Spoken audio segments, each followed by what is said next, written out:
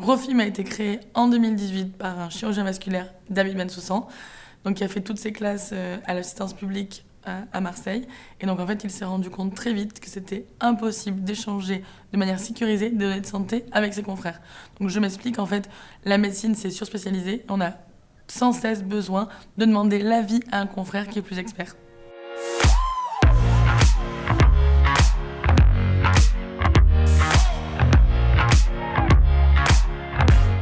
Donc Grofim compte plus de 5000 médecins sur la plateforme. Nous sommes une plateforme de diagnostic collaboratif.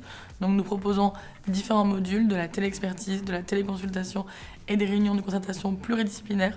Notre ambition, c'est vraiment d'aider les médecins qui travaillent sur les maladies rares, les pathologies complexes, notamment en oncologie. Donc aujourd'hui, nous comptons des clients tels que l'Institut Gustave Roussy, tels que pas mal d'hôpitaux de l'assistance publique à Paris et également l'hôpital Necker. Je m'appelle Émilie Mercadal, je suis CEO de Grofim depuis 2019. Donc je suis tombée dans la santé il y a à peu près 10 ans. J'ai commencé dans un laboratoire pharmaceutique, dans le vaccin. Et en fait, chaque décision que j'ai pu prendre au cours de cette carrière était vraiment drivée par l'impact patient. Quel impact ça va avoir sur le patient in fine. Et en fait, rejoindre Grofim, pour moi, ça a été de se dire je veux encore plus réduire le temps pour avoir un impact sur le patient. Donc, ce qui nous différencie des autres plateformes digitales médicales, c'est l'expertise médicale. En effet, on a été fondé par un médecin. On est co-développé au quotidien par toute une équipe médicale qui interagit de manière régulière avec nos développeurs. On a un comité scientifique de plus de 30 médecins qui couvrent l'essentiel des spécialités.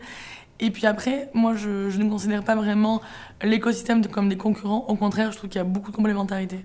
Et notre force, justement, c'est de s'interopérabiliser avec les solutions en présence. Et une de nos valeurs ajoutées aussi également, c'est le transfert de fichiers lourds dans un temps record.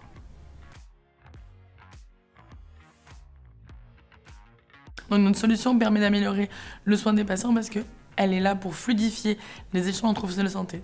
L'idée, c'est lorsqu'un médecin a besoin d'un second avis pour un confrère, il va pouvoir lui envoyer l'essentiel du cas patient ou en discuter de manière collégiale en réunion de concertation pluridisciplinaire.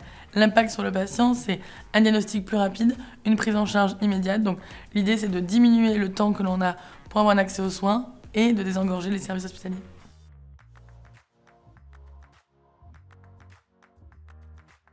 Donc en fait, l'idée avec ces fonds-là, c'est en premier le staffing. Donc en fait, de constituer une véritable équipe dédiée. Donc en premier, le produit, toujours le produit, donc avec une équipe de développeurs, la R&D, donc continuer à avoir toujours une longueur d'avance au service des patients. Et après aussi tout ce qui est sales, communication, marketing.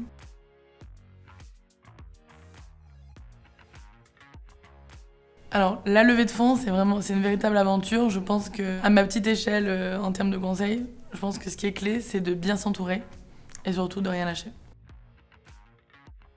Donc en fait, The Box, c'est pour nous un écosystème. En fait, on en parle beaucoup de la solitude de l'entrepreneur. Pour moi, d'être à The Box, c'est de me dire que j'ai une porte ouverte sur tout un tas de startups qui vivent ou qui ont vécu les mêmes choses que moi à des moments différents. Et c'est aussi l'accompagnement via l'accélération de l'équipe The Box sur des problématiques telles que le pricing, telles que la stratégie de commercialisation ou autre. Soutien.